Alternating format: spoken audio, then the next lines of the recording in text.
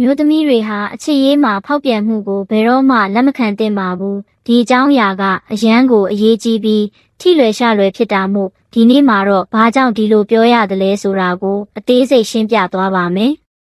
ဖောက်ပြန်နေဆိုတာကရုပ်ပိုင်းဆိုင်ရာဆက်ဆံမှုတစ်ခုတည်းကိုဆိုလိုတာမဟုတ်ပါဘူးစိတ်ပိုင်းဆိုင်ရာစကားလုံးတွေနဲ့ဖောက်ပြန်တာမျိုးတွေလည်းရှိပါတယ်တခြားတစ်ယောက်နဲ့လျှို့ဝှက်စွာစိတ်ခံစားချက်တွေမျှဝေတာမသင့်တော်တဲ့စာတွေအပြန်ပို့တာတွေအားလုံးဟာဖောက်ပြန်မှုရဲ့ပုံစံတစ်မျိုးပါပဲဒီလိုပြုမှုတွေကတင့်ရဲ့ယုံကြည်မှုကိုလုံးဝချေမွပစ်လိုက်တာပါပဲ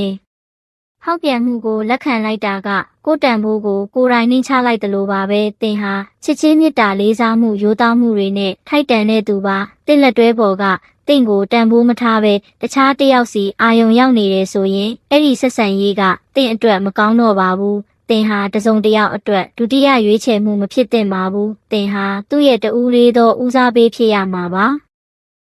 ဟောက်ပြန်တဲ့သူတွေကတခါတလေမှအကြောင်းပြချက်မျိုးမျိုးပေးတတ်ကြတယ်ပြင်းလို့ပါအထီးကျန်လို့ပါဒါမှမဟုတ်တင့်ဘက်ကအားနည်းချက်တွေကြောင့်ပါဆိုပြီးအပြစ်တင်တတ်ကြတယ်ဒါပေမဲ့မှတ်ထားရမှာကဟောက်ပြန်မှုအတွက်ဘလို့အကြောင်းပြချက်မှလက်ခံနိုင်စရာမရှိပါဘူးဆက်ဆံရေးမှာပြဿနာရှိရင်အတူတူရင်ဆိုင်ဖြေရှင်းရမှာပါတခြားတစ်ယောက်စီထွက်ပေါက်ရှာတာကသူတို့ရဲ့တာဝန်မယူတတ်တဲ့စိတ်နဲ့မရိုးသားမှုကိုပဲပြသနေတာပါ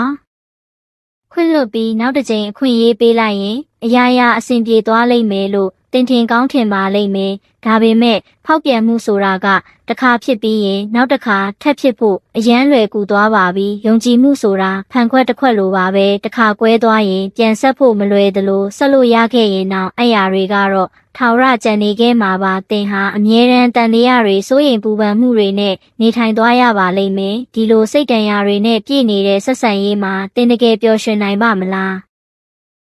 တချို့မျိုးသမီးတွေကကလေးတွေကြောင့်ပတ်ဝန်းကျင်အတိုင်းဝိုင်းရဲ့ဖိအားကြောင့်ဒါမှမဟုတ်ငွေကြေးခက်ခဲကြောင့်ဖောက်ပြန်တဲ့လက်တွဲပေါ်ကိုတီးခံပြီးဆက်ပေါင်းကြတယ်။ဒါတွေကနားလည်ပေးလို့ရတဲ့အကြောင်းပြချက်တွေပါဒါပေမဲ့တင့်ရဲ့စိတ်ပိုင်းဆိုင်ရာကျန်းမာရေးနဲ့ပျော်ရွှင်မှုကအရေးအကြီးဆုံးဆိုတာကိုမမေ့ပါနဲ့တင်မပျော်ရွှင်ပဲစိတ်ဖိစီးမှုတွေနဲ့နေထိုင်နေရတဲ့မိသားစုပတ်ဝန်းကျင်ကတင့်ကလေးတွေအတွက်လည်းမကောင်းပါဘူး။ကလေးတွေဟာအရာရာကိုအတုခိုးတတ်ကြပါတယ်။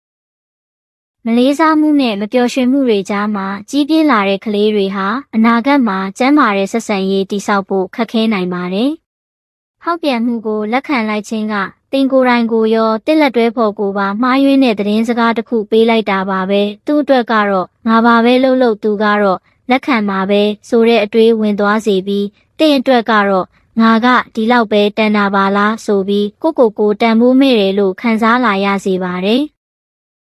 ဒါဟာတင့်ရဲ့ကိုယုံကြည်မှုကိုတဖြည်းဖြည်းနဲ့အမြင့်ကနေလှိုက်စားသွားမှာပါ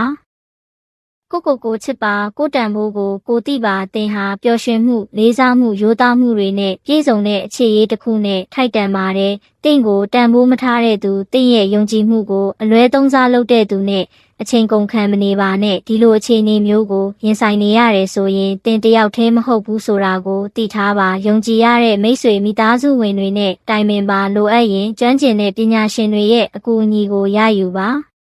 ခက်ခဲတဲ့ဆုံးဖြတ်ချက်တွေချရတဲ့အခါမှာရဲဝံ့ရင်ဆိုင်ပါအစပိုင်းမှာတော့နာကျင်ခံစားရမှာဖြစ်ပေမဲ့ရေရှည်မှာတော့ဒါဟာတင့်ဘဝအတွက်အကောင်းဆုံးရွေးချယ်မှုဖြစ်လာပါလိမ့်မယ်တင့်ကိုတကယ်ချစ်ပြီးတန်ဖိုးထားမဲ့သူနဲ့တွေ့ဆုံဖို့အခွင့်အရေးကိုတင့်ကိုတင်ပေးလိုက်ပါတင်ဟာအဲ့ဒီထက်ပိုပြီးထိုက်တန်ပါတယ်ဒီဗီဒီယိုလေးကတင့်အတွက်တစ်ခုခုအကျိုးရှိသွားတယ်ဆိုရင် like and subscribe လုပ်သွားဖို့မမေ့ပါနဲ့နော်နောက်ထပ်ဗီဒီယိုတွေမှာပြန်ဆောင်ကြပါမယ်အားလုံးပဲပျော်ရွှင်တဲ့နေ့လေးဖြစ်ပါစေ။